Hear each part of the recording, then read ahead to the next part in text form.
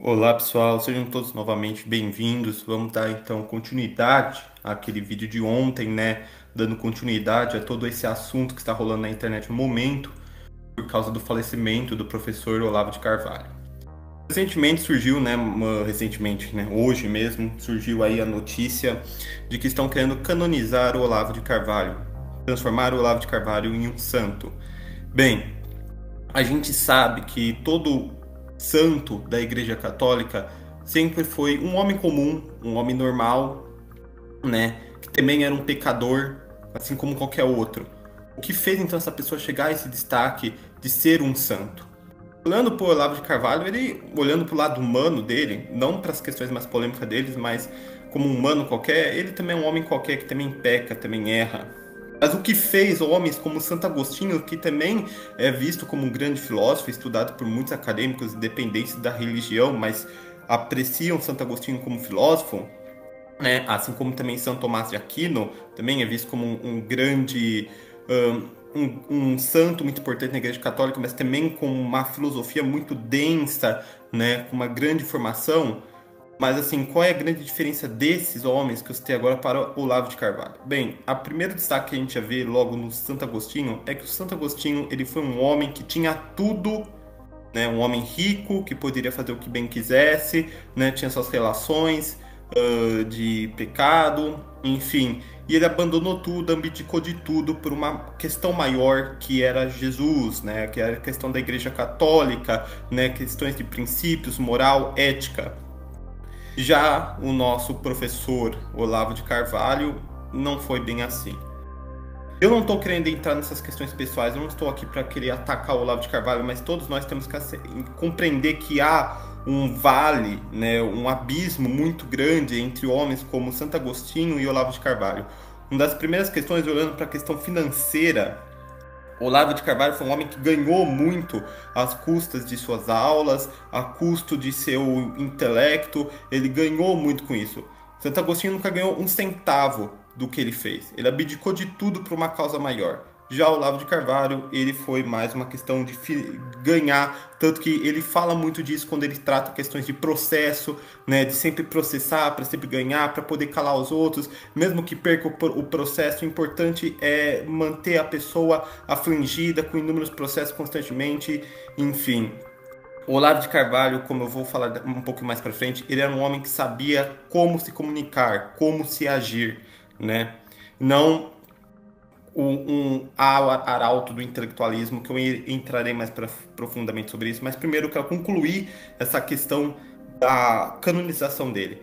Bem, a gente sabe, e isso é um fato, se qualquer pessoa que realmente estudou o olavismo sabe que o olavismo tinha uma relação muito forte, tem uma relação muito forte com o misticismo, né? O próprio Olavo de Carvalho já escreveu várias técnicas místicas, tem aquela famosa do gato, né? Que ele fala que ele pode curar o gato, ou quer dizer, curar a dor de cabeça olhando para o gato. Ele falava muito de magia, né? E isso a gente sabe que a Igreja Católica sempre reprovou profundamente. A gente sabe isso, cara. Isso é uma coisa que eu nem preciso recomendar livros para vocês, né?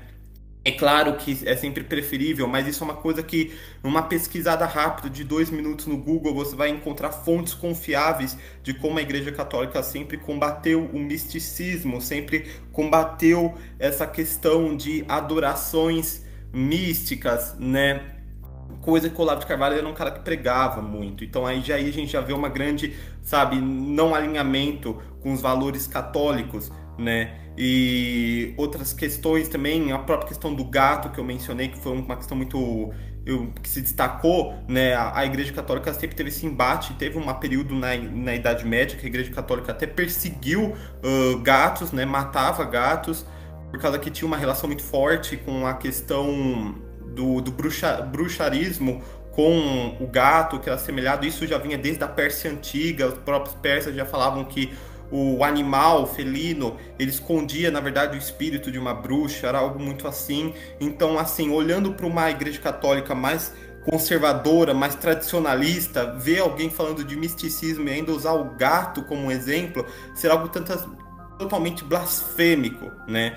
E isso aqui, não que eu concorde com isso, não que eu concorde que a Igreja Católica deva caçar gato, mas é um fato, né? De como existe uma grande diferença, não há um sentido nisso de querer canonizar o Olavo de Carvalho, sendo que muitos valores que ele pregavam eram contra os valores da Igreja Católica mais tradicional, né? E a gente sabe que ainda mais os olavistas, que são pessoas mais tradicionalistas, né? E ainda aquele tradicionalismo mais reacionário, então eles devem estar de acordo com aquilo que a Igreja Católica é, né? Em sua forma mais ortodoxa.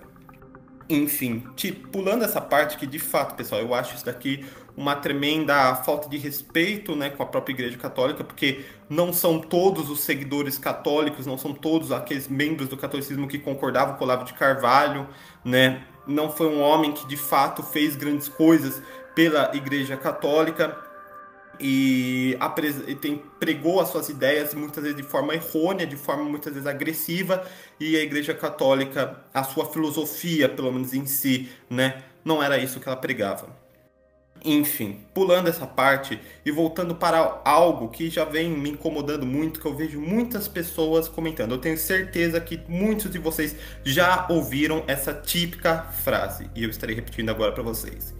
O Olavo de Carvalho, né, apesar de eu não concordar com ele, sempre tem esse, né? O Olavo de Carvalho, apesar de eu não concordar com ele, foi um homem muito importante para a divulgação dos pensamentos de direita, né? De fato, não tem como negar, mas é aí que tá. O Olavo de Carvalho, ele sempre foi um grande comunicador. Ele não foi um arauto do intelectualismo, um arauto da lucidez, né? Até porque aquilo, eu vou repetir essa história.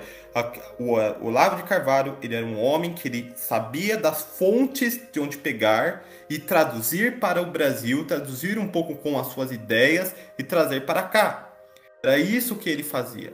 Tanto que, como mencionei no vídeo passado, Alan dos Santos já é um homem que estava tendo destaque muito maior que o Olavo de Carvalho, já vinha um tempo, né? Porque essas pessoas, Alan dos Santos, Bernardo Kister, o Bernardo Kister é um homem muito mais falado no YouTube do que o próprio Olavo, né? Esses homens já estavam sabendo da onde que o Olavo tirava as fontes deles, e muitas dessas fontes, desses livros, estavam lá em grandes reacionários da alt-right americana, como eu já mencionei no vídeo passado.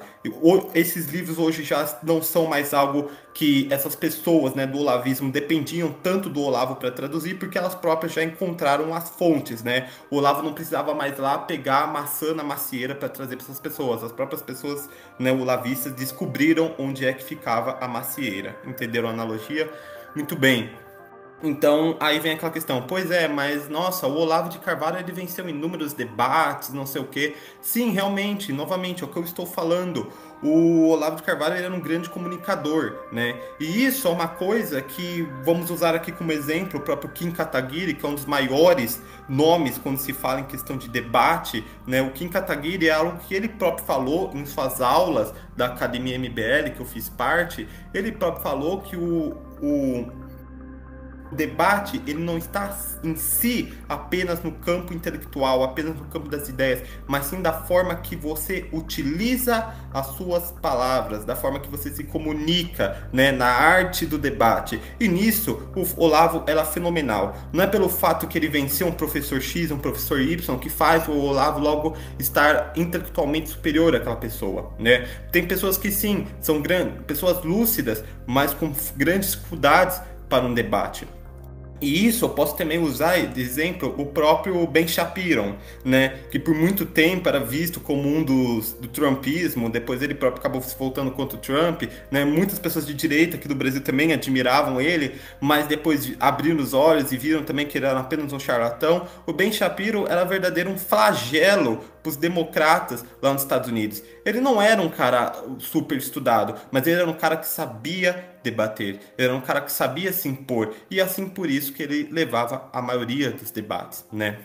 Vencia, vamos assim dizer, né? A ser como o Peter Jordan, né? O Peter Jordan ele também fala isso no seu livro, porém o Peter Jordan ele é uma exceção. Ele também é outro exemplo de direita, né? O Peter Jordan ele é um cara realmente estudado, né? Um cara realmente pesquisado, apesar de muitas pessoas zombarem, né, da questão lá das lagostas, lá que ele tanto fala, porque ele foi um cara que ele fez doutorado nisso, então ele fala constantemente sobre isso.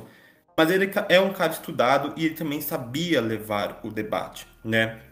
Então, e ele acaba comentando sobre isso, né, também no seu livro, falando sobre como o debate é muito mais uma questão de diálogo, né, do que uma questão de intelectualidade. Então, é isso que me surpreende, ver algumas pessoas cometendo uns erros tão tolos, né, de achar que, mas o Olavo, ele era um homem super estudado porque ele venceu um debate. E vencer um debate necessariamente não quer dizer que você seja uma pessoa extremamente intelectualizada. Por exemplo, eu duvido que o nosso querido amigo Stephen Hawking iria conseguir vencer alguém num debate. Seria muito difícil para ele, né, até porque nós sabemos das limitações que ele tinha. Mas isso não fez ele ser um homem não intelectual. Enfim, agora partindo para a questão final aqui, né, dessa questão de o Olavo foi muito importante para divulgações das ideias da direita. Isso tem aí mais uma parte, né, uma DLC, vamos assim dizer, dessa questão. É aquela questão, o brasileiro é um povo que não pesquisa, não estuda, não vai atrás de conhecimento. Porque a gente poderia usar inúmeros exemplos de conservadores que vieram antes do Olavo de Carvalho, um deles próprio que foi um que me auxiliou muito, né, no meu conhecimento de eu me denominar, ter um interesse maior pelo conservadorismo, é o próprio João Camilo de Oliveira, né, que foi um dos primeiros livros que eu li sobre ele, que da maioria dos seus livros estão na Amazon de graça, vocês podem lá ler de graça, vocês vão lá, pegam e baixam eles. O primeiro que eu li foi Os Construtores do Império e a Formação do Federalismo do Brasil, né? Então, assim, para dizer que o Olavo de Carvalho foi quem fundou a direita brasileira, isso é uma grande falácia, né? Porque vieram outros homens importantes antes dele. É claro que o João Camilo foi um que marcou muito, mas tem outros. A gente pode dizer até o próprio José Bonifácio foi né, dos primeiros conservadores que a gente teve na história do Brasil. Só que assim, né, o próprio Lacerda também foi um deles, né? O Lacerda teve um destaque muito grande pelo seu envolvimento na política, mas assim, o que fez o Olavo de Carvalho ganhar esse destaque? Novamente, o Olavo de Carvalho, aquilo que eu falei no último vídeo, ele foi um cara que estudou muito essa questão da comunicação. Ele estudou a própria... Não podemos nunca esquecer disso. Ele estudou a própria metodologia de como a esquerda agia para ganhar força, ímpeto e destaque político. Olavo de Carvalho, ele soube como utilizar as mesmas estratégias da esquerda, só que para o seu campo político, né? O seu olavismo intelectual. A gente tinha inúmeros pensadores conservadores no Brasil, só que aquela velha história. O brasileiro não valoriza conteúdos mais eruditos. Preferem pegar uma pessoa que simplesmente se destaca na internet por se impor de uma forma mais rígida. Porque isso a gente não pode negar do Olavo. Ele era um cara que se punha de uma forma mais rígida na internet. Ele se destacou muito na internet por causa disso. E ele próprio falou isso, eu estou falando através de comentários de alunos dele, né? Ele próprio sempre falava dessa questão da comunicação, de se impor, de ganhar destaque através, muitas vezes de forma agressiva mesmo, porque o que era importante era ganhar o seu espaço, o que era importante era ganhar o seu reconhecimento. Então, reafirmando certas coisas que eu falei no último vídeo e trazendo outras questões, né? O que eu posso dizer sobre isso tudo é que, assim, não fiquem generalizando a direita como si, né? Como muita gente gosta de falar, o Olavo de Carvalho foi muito importante para a direita. Não, ele foi importante para você, entendeu? Coloque isso na sua cabeça. Se você foi influenciado pelo Olavo, se você teve uma certa admiração pelo Olavo, não estou aqui para te criticar. Acho interessante, sabe? Tipo, você é livre para escolher os autores que você vai admirar ou não. Mas não tenha essa mania de falar, não, todo mundo fazia isso. Não, não era todo mundo. Pare de generalizar, porque isso você só mancha a imagem da direita em si. Você generaliza outras pessoas para você se sentir seguro com você mesmo. Você quer se sentir seguro com você mesmo dizendo que todo mundo falhou, sendo que só você próprio falhou com você, sabendo que você foi atrás de um homem que era reacionário, que era um homem agressivo, que tinha pensamentos de líder de seita, né? Então, seja honesto consigo mesmo e diga, não, eu errei. Não foi o meu grupo inteiro que errou, fui eu que errei. E eu não vou ficar generalizando dizendo que a direita inteira. Não, foi você, entendeu? Eu mesmo nunca tive apreço pelo Olavo. e nunca foi um grande exemplo, apesar de eu ter lido o livro dele, pelo fato de eu ter lido um livro crítico a ele antes. Então eu só fui ler o Jardins das Aflições por causa que eu li um livro crítico a ele antes, e depois eu fui ler o livro e continuei sem interesse, né? E assim como eu vi vídeos de pessoas que apoiavam ele, eu também vi vídeos de pessoas que criticavam ele. E sempre me mantive mais do lado crítico aos seus pensamentos. Novamente, pessoal, para terminar agora o vídeo, eu gostaria de dizer que eu ainda vejo muitas pessoas zombando da morte do Olavo, zombando do Bolsonaro, né? E falando e tendo aquela desculpa, mas eles zombam os outros também, eles desmerecem a morte dos outros também, desmerecem a dor dos outros também. Então, eu vou dizer aqui uma frase que eu uso constantemente no meu dia a dia, que foi dita pelo filósofo Marco Aurélio, né, o imperador filósofo, que era simplesmente assim: a melhor forma de se vingar de seu inimigo é não se assemelhando a ele. Então é isso. Eu não vejo virtudes em ficar zombando da morte dos outros. Nunca vou quer comemorar a morte de ninguém. E aqui eu termino o vídeo. Um bom dia a todos. E novamente, aqui é só um canal de desabafo mesmo. Se você gostou, obrigado. Se não gostou, paciência. E até a próxima, pessoal.